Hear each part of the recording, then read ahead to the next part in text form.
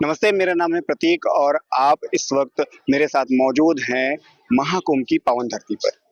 महाकुंभ की ये वही पावन धरती है जहाँ पर तमाम अचरज आपको देखने को मिलेंगे। नागा साधु और इसके साथ-साथ किन्नर अखाड़ा, किन्नर, ये 2 लोगों के बीच में बड़ा ही रहस्य का एक मुद्दा होता है, बड़ा ही रहस्यमयी माना जाता है इन्हें कि कैसे ये पूरा जो है इनका रहना, खाना, कहाँ रहते हैं, कहाँ जाते हैं, कैसे बनते हैं, सारी चीज़ें बड़ी मुश्किल से लोगों को जानने को मिलती हैं और लोग इसको जानने की कोशिश करते रहते हैं। इसी सिलसिले में हम आए हैं आज महाकुंभ के किन्नर अखाड़े में और हम यहाँ के महामंडलेश्वर से जानना चाहेंगे कि क्या है पूरी ये प्रक्रिया। माताजी माताजी प्रणाम। माताजी हम भी यहाँ पर महाकुंभ की पावन धरती पर इस वक्त हैं। तो पहले तो मैं ये जानना चाहूँगा कि जो किन्नर अखाड़ा है, ये इसका पूरा महात्म्य आप मुझे समझाएँगी, हमारे दर्शकों को समझाएँगी थोड़ा-सा? जय श्री महाकाल, ओम नमः नारायण। मैं हूँ माँ पवित्रानंद गिरी महामंडलेश्वर किन्नर अखाड़ा। ये जो अखाड़ा है ये 2015 में इसका गठन हुआ और हमारे बहुत सारे जो किन्नर है वो अधर्मी हो रहे थे। अपना बोलते ना रोटी कपड़ा और मकान के लिए काम नहीं मिल रहा था, तो पहले की जो मुगल की मुस्लिम गद्दियाँ थी उस पे ही राज चल रहा है। आज भी वैसा ही है, लेकिन कहीं ना कहीं हमारा समाज बहुत अच्छा है, एक जैसा है। भले ही हमारे माँ बाप ने हमें छोड़ दिया है, लेकिन हम लोग हमारे समाज के साथ जितने कंफर्टेबल रहते उतने हमारे भाई बहनों के साथ भी नहीं रहते।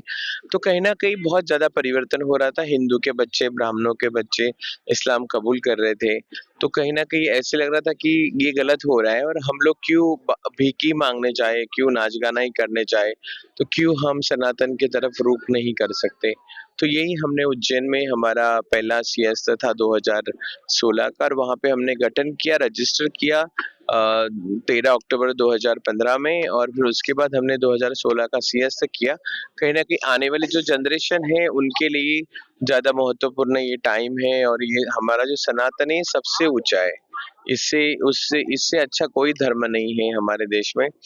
तो हम तो किन्नर देवता उपदेवता में आते हैं, लेकिन हमारे बारे में जो समाज समझता है वो बहुत गलत समझता है। बहुत सारी चीजें हैं जो हमें आज तक खुद के माँ बाप से लेके, पड़ोसी से लेके यहाँ तक पहुँचने के लिए बहुत दुख दर्द हमको झेलना पड़ा है।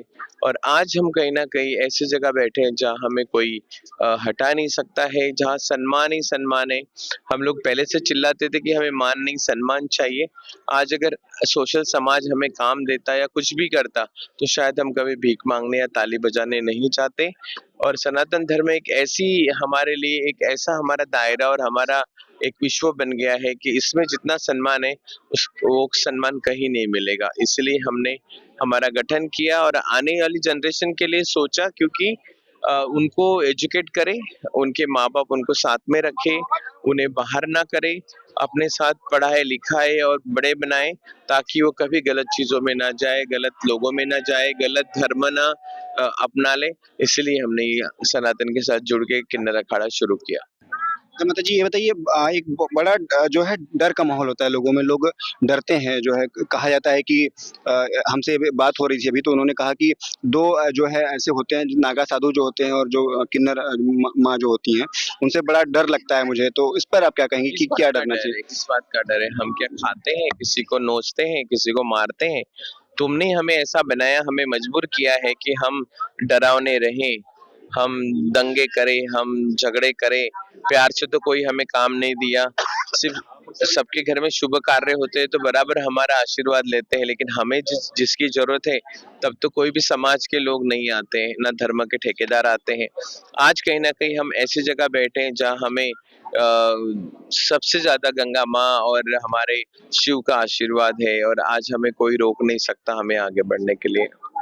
मैम ये बताइए, जैसे ये महाकुंभ की जो धरती है, यहाँ के जो लोग आ रहे हैं, आपके दर्शन कर रहे हैं, उनके लिए एक छोटा-सा अगर संदेश आप देना चाहें? सभी श्रद्धालुओं का मैं स्वागत करती हूँ 2025 महाकुंभ, जिसकी कल्पना है दिव्य और भव्य कुंभ, डिजिटल कुंभ। जो आ रहे उनका भी स्वागत है, जो नहीं आ रहे उनका भी स्वागत है।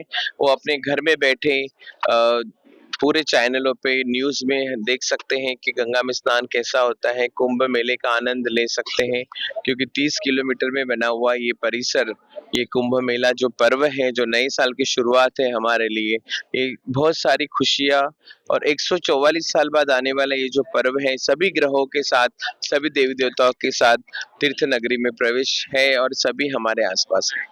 तो ये बताइए जो सरकार की व्यवस्था है यहाँ की महाकुंभ की और भी जो व्यवस्थाएं हैं, क्या उनसे उन पर कोई टिप्पणी करना सरकार से तो हमें कोई शिकवा गिला नहीं है, जो मिल रहा है वो सही है।